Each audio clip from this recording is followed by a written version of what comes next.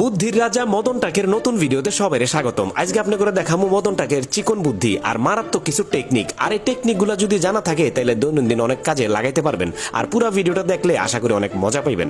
মদন টাকের মাথায় বুদ্ধির অভাব নাই। দেখেন চালের বস্তার সাথে একটা প্লাস্টিকের বোতল লাগাই নিছে, এখন পরিমাণ মতো চাল নিতে পারে।